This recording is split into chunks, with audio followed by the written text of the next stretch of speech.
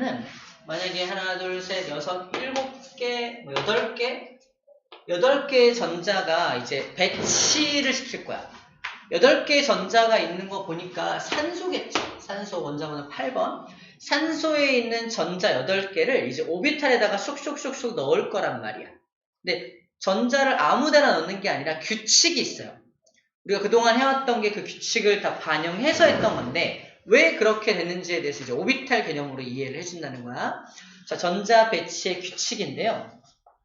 규칙을 먼저 얘기하면 먼저 첫 번째 규칙이 싸움의 원리예요. 싸움의 원리. 이게 무슨 규칙이냐면 에너지가 낮은 오비탈부터 차례대로 넣는다는 겁니다. 그러니까 1s가 제일 에너지가 낮으니까 1s에다 먼저 전자를 몇 개 채운다? 2개를 채우는 거지. 그래서 1s에 2개를 채우고 그럼 얘네들 두 녀석은 1s에 2개 들어가겠죠?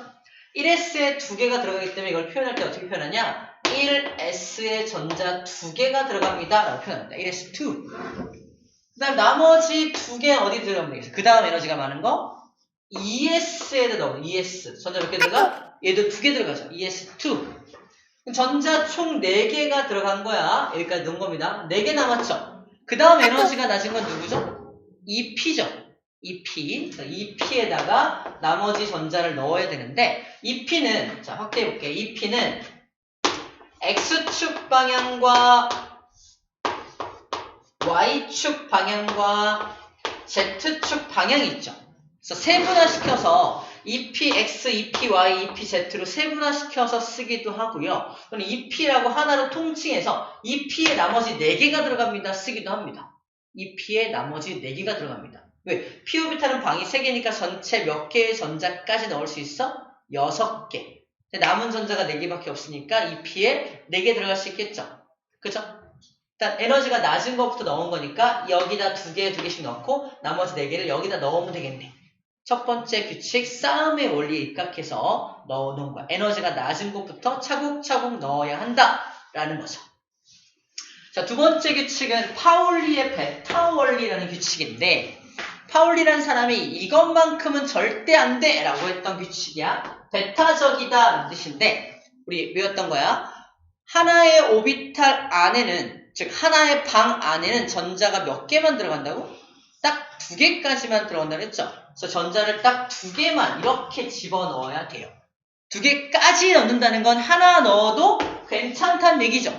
하지만 3개가 들어가면 안 돼. 이건 절대로 불가능해.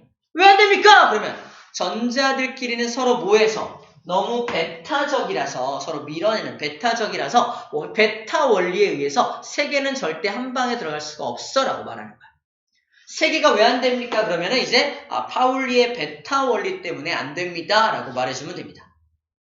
두 번째, 같은 방향, 같은 스핀 방향을 넣을 수 있다 없다? 이것도 안 된다고요. 왜? 베타 원리에 의해서. 그럼 같은 NS, 같은 극끼리 한 방에 들어가게 되잖아. 절대로 같은 방에 들어갈 수 없겠죠? 이것도 안 됩니다. 불가능하다라고 표현하고 있어. 불가능하다. 이건 절대로 이런 전자 배치는 있을 수 없다라는 게 파울리의 베타 원리입니다.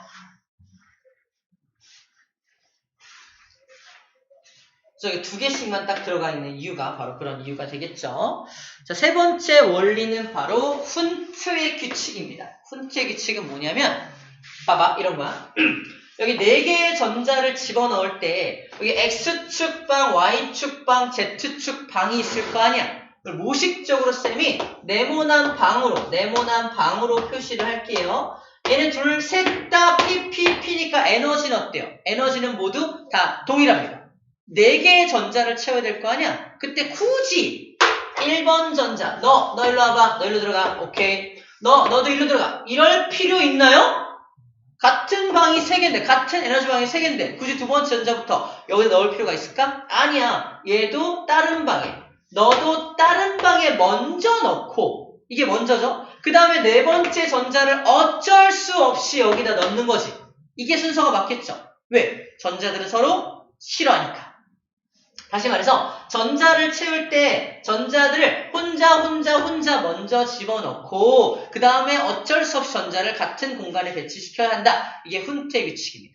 다시 말해서 혼자 있는 전자를 뭐라고 한다? 홀전자라고 해. 홀전자. 홀전자 수를 최대로 많게 하는 방향으로 전자를 배치시켜야 한다. 예를 들어서 4개의 전자를 요딴 식으로 배치시키면 홀전자가 있니 없니? 전혀 없죠. 이거 좋지 않은 전자 배치라는 거야. 좋지 않은 전자 배치라는 말이 뭐냐면 불가능한 건 아니야. 이해돼요? 하지만 매우 좀 불안정해 보이죠? 하지만 파울리, 베타울리를 어긴 것도 아니고요. 그쵸? 그래서 불안정하긴 하지만 불가능한 건 아니야. 정리하면요. 이 훈트의 규칙은 약간 어길 수 있어요. 혼자 있으면 너무 좋지. 홀전자가 2개가 되도록 배치시키는 게 원래 훈트의 규칙에 맞게끔 배치를 잘 시킨 거야, 이게. 근데 이걸 어겨서 얘가 일로 갈 수도 있어. 하지만 약간 들떠있는 겁니다. 에너지가 많아서. 똑같은 이유로 1s를 채우지 않고 2s의 전자가 이렇게 먼저 들어갈 수도 있습니다. 그죠? 1s를 꽉 다 채우고 나서 2s를 채우지 않고요. 1s에 있는 전자가 들떠서 혼자 1차 껍질에 있는 전자가 2차 껍질로 올라갈 수도 있잖아. 들떠서 2차 껍질로 올라갈 수도 있다고. 다시 말해서 싸움의 원리 지키는 게 좋아. 그지만 어길 수도 있어. 약간 들떠 있는 것 뿐이야. 에너지가 많아서. 싸움의 원리 그리고 훈트의 규칙 지키는 게 좋아. 하지만 같이 있을 수도 있어. 하지만 약간 들떠 있을 뿐이지. 에너지가 많아서. 하지만 파울리의 베타울리는 절대로 어기면 안 돼 이겁니다. 그래서 3가지 전자가 배치되는 규칙이 있는데 1번과 3번은 지키는 게 좋고 2번은 절대 지켜야 돼요. 오케이? 이런 개념으로 이해해주면 돼요. 자, 그래서 이 3가지를 이용해서 전자를 배치시켜주게 됩니다. 자, 이런 그림이 나와 있어요. 그래서 훈트의 규칙. 그래서 현재 탄소가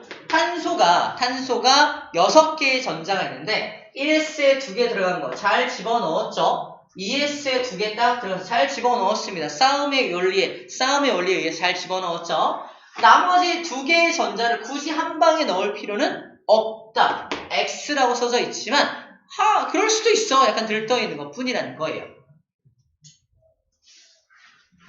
그래서 원래는 이렇게 각각 집어넣는 게 더 좋다는 얘기죠. 이게 훈트의 규칙을 표현하는 방법이야. 이때 얘는 홀전자가 전혀 없다라고 표현하고 얘는 홀전자가 몇 개 있다? 혼자 있는 전자, 홀전자 2개의 홀전자가 있습니다. 라고 표현합니다. 시험 문제에서 어려운 게 뭐냐? 탄소는 다짜고짜 탄소는 홀전자가 2개 있다. 뭐 해봐야 돼? 그림 그려봐야 돼. 이래요? 이 맞나? 탄소가 홀전자가 2개 있나?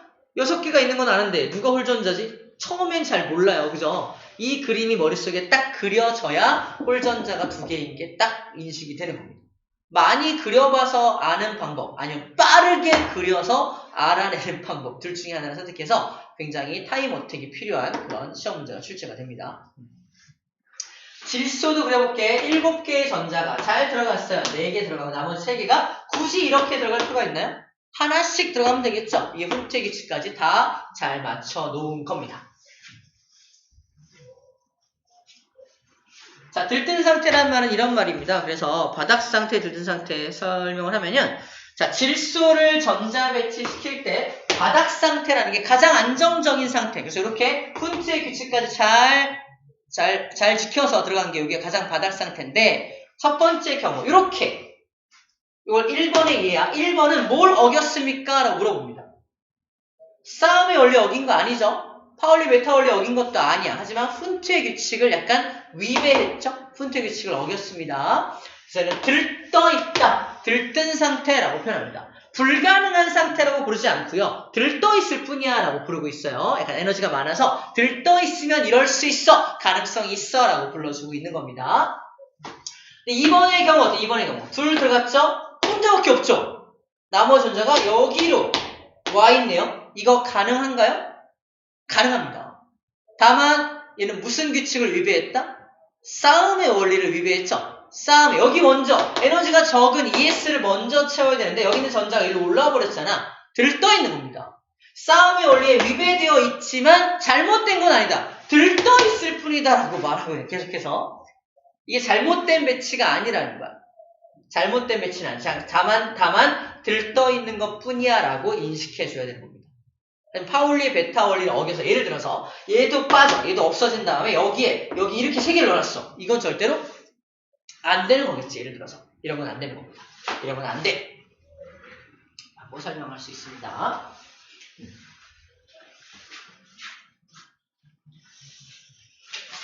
넘기면요. 그래서 넘기면 우리가 바닥 상태의 전자 배치를 모두 정리해 놓은 거다.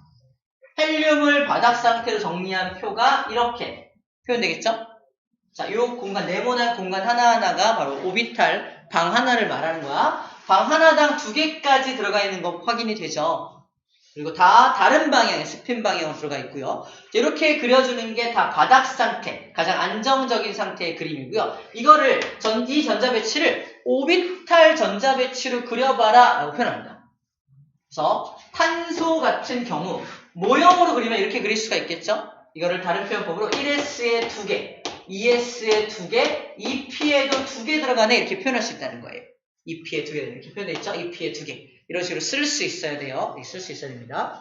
이렇게 써내고 나면은 뭘 알 수 있냐면 여기 2차 껍질 잘라 1차 껍질에 2개 들어가고 2차 껍질에 4개 들어간 거 보이나요?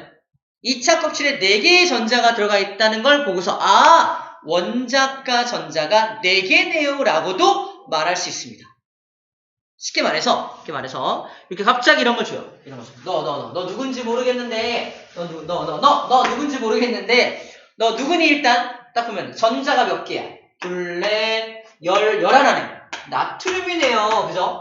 전자 개수 알아낼 수 전자 개수를 통해서 원자 번호가 몇 번인지 알아낼 수 있고요. 원자가 전자가 몇 개인지도 얘를 통해 알 수 있다고. 3차 껍질에 지 혼자밖에 없죠. 원자가 전자가 하나짜리네요. 1쪽이네요. 그죠? 3주기 1쪽이네요. 보여?